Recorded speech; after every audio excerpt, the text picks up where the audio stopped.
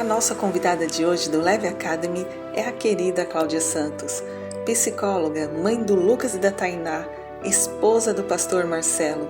Sou fã dessa família linda. Obrigada, Cláudia, por vir aqui nos contar sobre o seu despertar.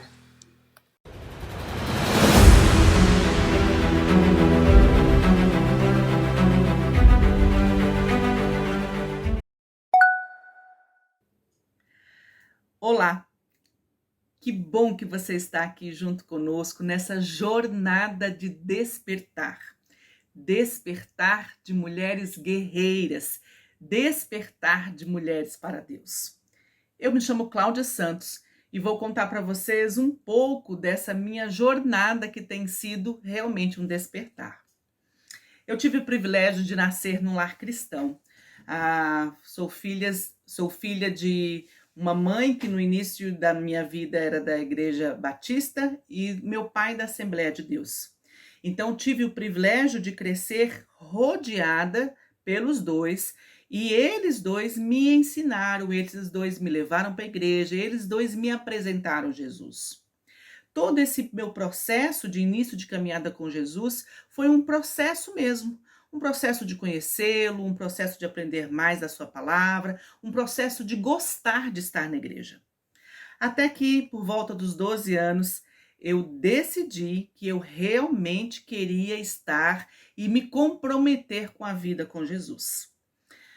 Na Igreja Batista, antes do batismo, a gente tem um dia onde aquelas pessoas que vão batizar fazem a sua profissão de fé. E a minha profissão de fé já estava marcada.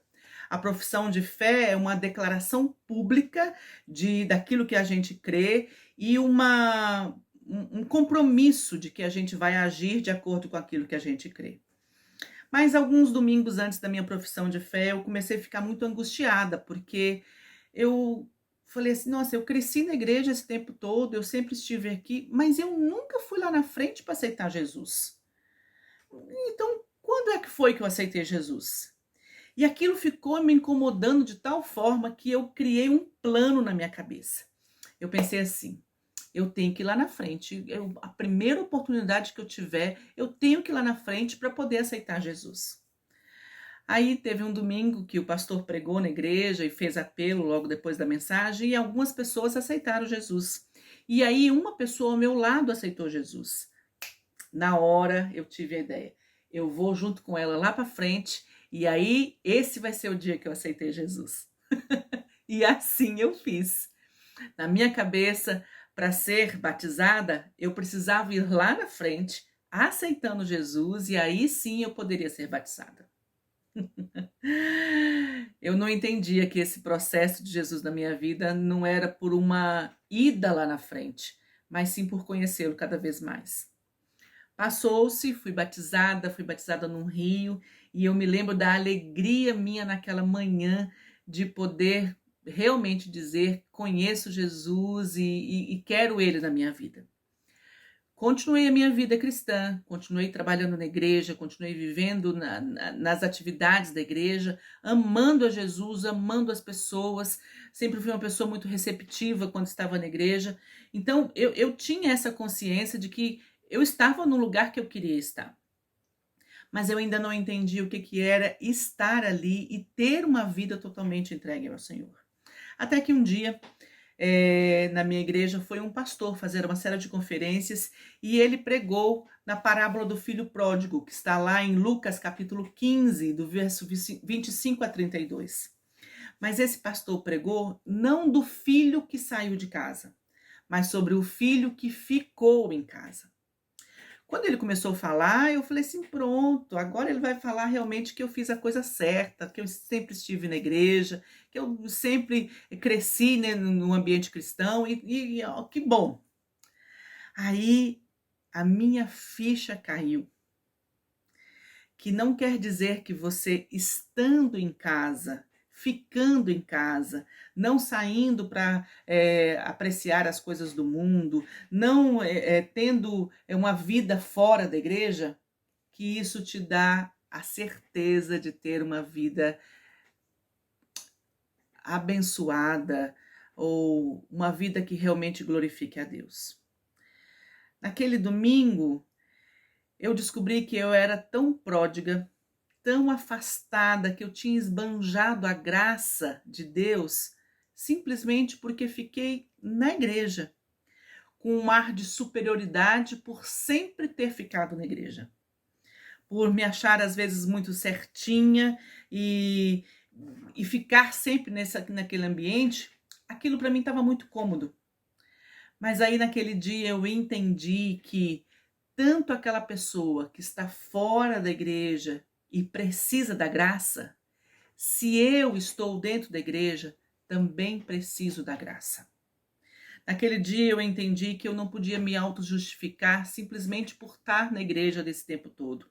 Eu não podia me auto-justificar simplesmente por ter sido criada na igreja e ter tido várias e várias coisas que me deixaram ou que me ajudaram a ficar dentro da igreja. Eu entendi que eu precisava e dependia da graça de Deus como qualquer pessoa. Eu entendi naquele dia que essa abundância de amor para comigo que Deus me deu foi só por misericórdia. Eu entendi naquele dia que ter uma superioridade por estar simplesmente dentro da casa do Pai não me salvaria. Eu precisei deixar uma vaidade de sempre ter sido criada na igreja. Eu precisei deixar a vaidade de sempre ter sido rodeada por todos os ensinamentos do Senhor, porque eu carecia da graça do mesmo jeito que qualquer outra pessoa que estivesse dentro ou fora da igreja. Depois daquele dia, eu não fui mais a mesma. Eu me lembro daquele dia de chorar muito e pedir perdão a Deus por simplesmente achar que por estar dentro da casa do Pai, eu já tinha salvação garantida. Eu pedi perdão a Deus por achar que, por conhecer demais a palavra e ter estudos profundos dela, isso já me garantia a salvação. Quero dizer para você que um profundo estudo da Bíblia não é garantia de vida transformada e nem de salvação. Então, somente conviver e estar dentro da casa do Pai não é garantia de viver a abundância daquilo que Ele tem para nós. Esse foi o meu primeiro despertar. Passou-se um tempo e eu já estava entendendo isso, de que eu precisava ter essa vida de maior comunhão com o Senhor, de entender mais do que era essa vida de despertar mesmo para as coisas de Deus. E aí, em 92, eu fui para um congresso de jovens que acontece, que se chama Despertar. Esse congresso acontece até hoje. Hoje ele já acontece de 2 em 2 anos, é um congresso da Juventude Batista.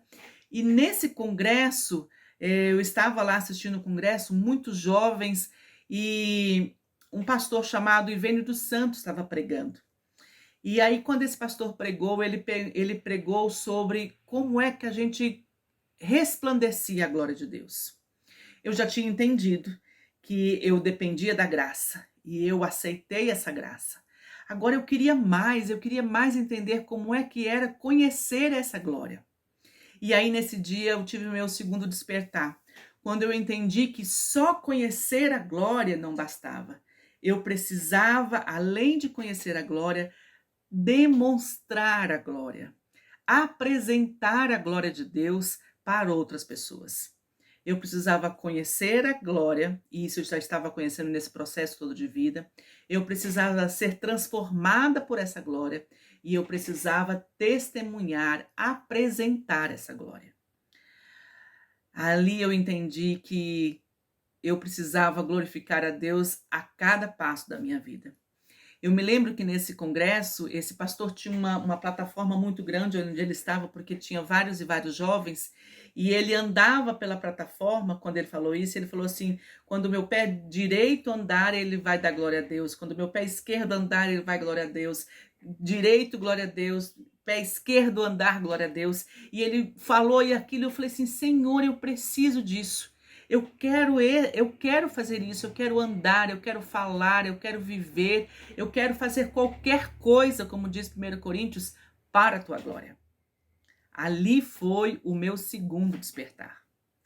A partir dali, eu comecei a ter uma vida totalmente diferente.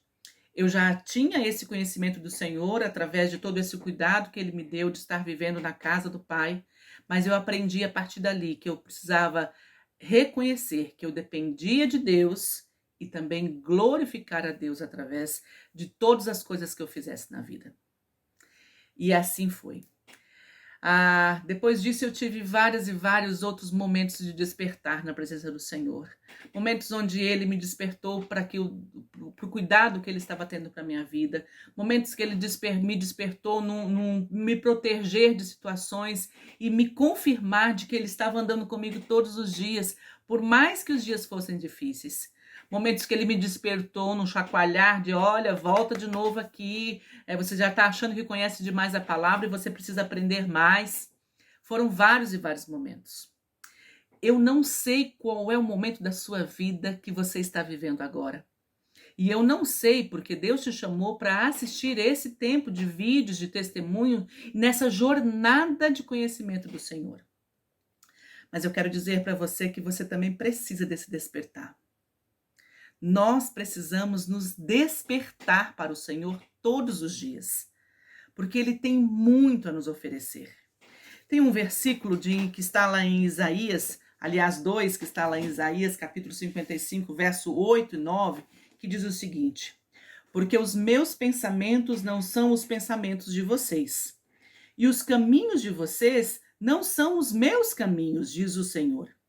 Porque assim como os céus são mais altos do que a terra, assim os meus caminhos são mais altos que os seus caminhos, e os meus pensamentos são mais altos do que os pensamentos de vocês. Os caminhos do Senhor, os pensamentos do Senhor, o cuidado do Senhor para com a gente é muito maior do que você possa imaginar. Deus tem muito mais a oferecer. Deus tem muito mais. Mas Ele só pode oferecer isso quando você está junto com Ele. Quando você se desperta para essa vida junto com Ele. Eu não sei se você precisa desse chacoalhão porque está lá fora e precisa voltar para a casa do Pai. Eu não sei se você precisa desse despertar porque está dentro da casa do Pai e se acomodou por estar aí do lado do Pai. Mas eu quero dizer que você precisa se despertar para viver os propósitos de Deus na sua vida, para viver a glória dele, para conhecer a glória dele, que, como esse texto diz, são muito mais altos do que você pode imaginar. Espero com muito carinho que Deus possa ter falado ao seu coração, que Deus possa completar no seu coração, te despertando para essa vida, de um entendimento real da palavra dele, de um conhecer da glória dele, de um desfrutar da glória dele e de um oferecer, testemunhar a glória dele por onde você passar. Que Deus te abençoe e que você possa continuar conosco nessa jornada. Muito obrigada por estar comigo nesse tempo. Um beijo. Tchau.